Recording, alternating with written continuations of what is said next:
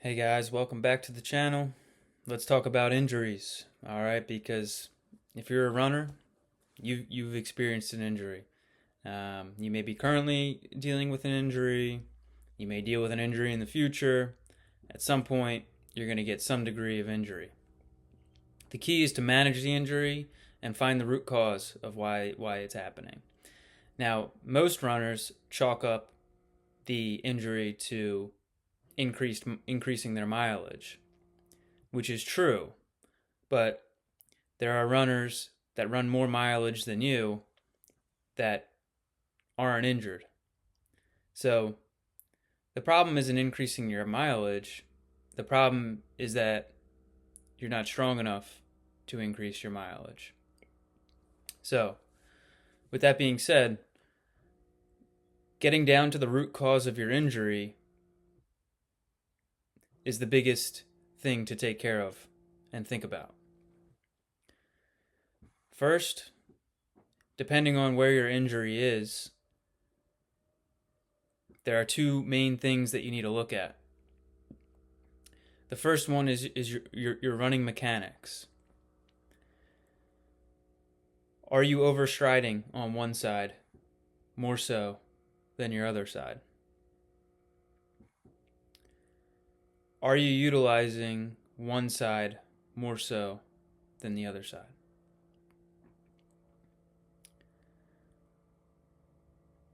Is there a muscle group on one side that you don't feel activating more so than the other side? Now, strength training can really be a good way for you to get in tune with your body and your muscular imbalances. For example, if I'm doing a split squat, which is just picture a lunge position, right? And you're just stationary in a lunge and just going up and down. And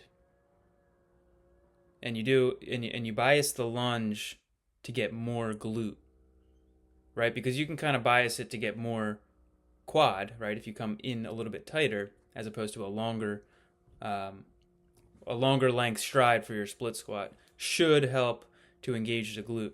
And let's say you do it on your left side, or your left leg's forward, and you should feel your left glute working, and you really feel your glute activating, and you feel strong in the glute on that side. And then the other side, you don't feel your glute working at all. Maybe you feel your hamstring and your quad. And make sure your setup is the same, right? Equal length apart in terms of the length of the squat is a good way to possibly find an imbalance. The best way to find an imbalance after you've been running for so long, and I've been running for about 5.5 years, which is not that long. The best way is to think about your muscles when you're running.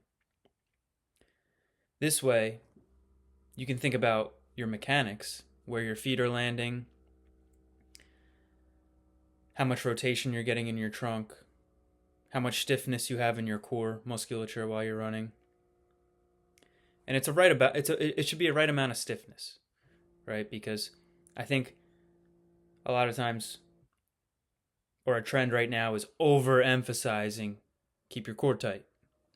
And just like there's a balance to everything, you don't want to over stiffen your abdominals. So it's about fine tuning your core stiffness.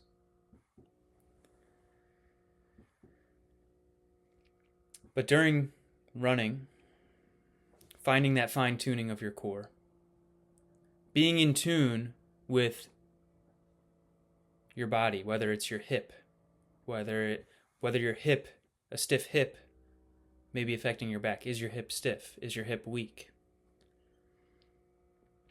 Developing this mindset of analyzing your performance on each and every run and each and every step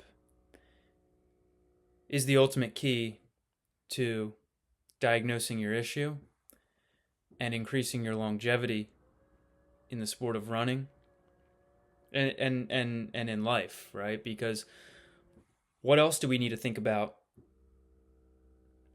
while we're running in terms of our injuries. We need to think about our lifestyle.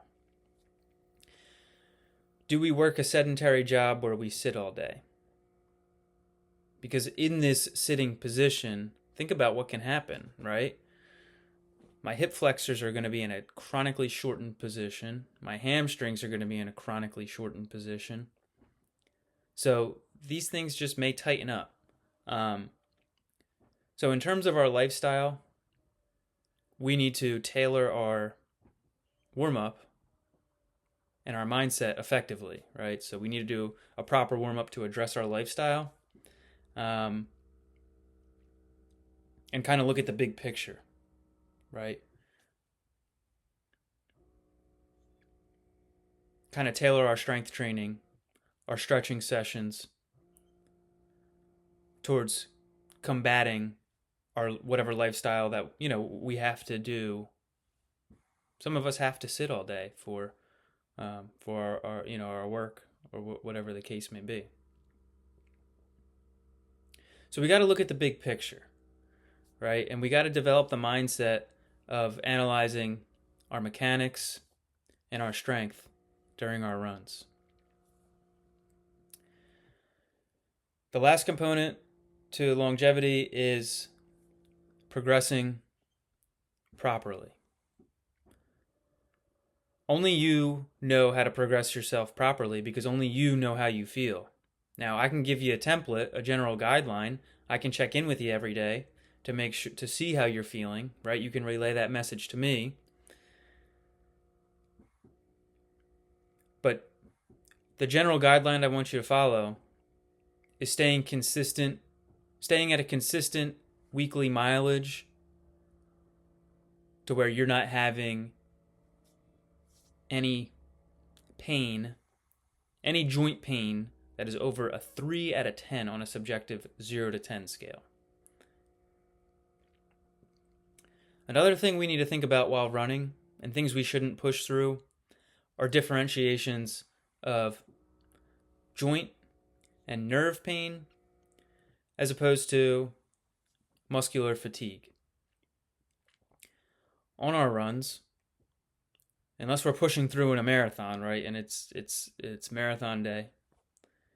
But during our training runs, ideally, we don't want to go over a 3 out of 10 on any joint discomfort, and definitely any shooting nerve pain. So getting in tune with your body, not running with music, right? Not trying to get out of your head, but trying to get into your head and into your body. Seeing how your muscles are feeling.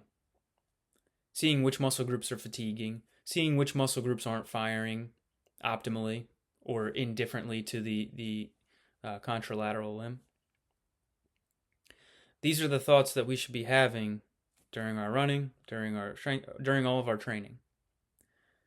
Now, it's easy for me to say, as I'm a third-year student of physical therapy, and I've developed this mindset over, and I'm continuing to develop this mindset, and it has served me well, as I have dramatically decreased my marathon time and dramatically increased my my strength, my running economy, and just overall efficiency of my body and my everyday life and how I feel. So this is just a general guideline I wanted to get out to you guys. I am here for you to check in with. I am here to serve you in any way that I can. You don't just get into physical therapy for the money, right? You get it, because it's really not really, you don't get in it for the money. You get in it for helping people, and I've always had that mindset, and I think about it all day, and I study it all day, and I've studied, the greats of physical therapy, including Dr. Stuart McGill, including Dr. Shirley Sarman, in school and every day. So if there's any way that I can help you, I'm going to leave my contact information. Leave a comment below. I'd love to link up with you, see how your running's going. If you have any questions about your work, things you need to do for work, whether it's lifting heavy boxes, whether it's sitting all day. I have a wide range of knowledge and can help you out with your mechanics, right? Because I'm going to hit on a really important point here. I know the video is getting a little bit longer than I wanted. Movement can induce pathology. So what does that mean? The way that we move, our movement patterns cause pain, right? Cause pathological pain, cause mechanical pain, right? If we keep moving our hip in a certain direction and our hip external rotators are weak and it keeps jamming into the front of the hip, there's a cartilage ring that surrounds the hip socket called your hip labrum. That's going to get irritated, potentially torn, and if we don't address it, right? So people want to say running is bad for you. I know people that ran and they got hurt, and they'll forever be hurt. Well, there's people that run and they don't get hurt. And so what's the difference there? It's in the way that they move. It's in the way that they train. So there is a specific way to train. There is a specific way to think about these things, and there is a specific way that we should be moving our bodies, especially when we're running, right? So our body mechanics have to be on point, and we have to train the system to be ready to utilize the proper mechanics. So I hope this video helps you. If you want some more information, please leave a comment. Please reach out to me. I look forward to meeting with you. Thanks for watching.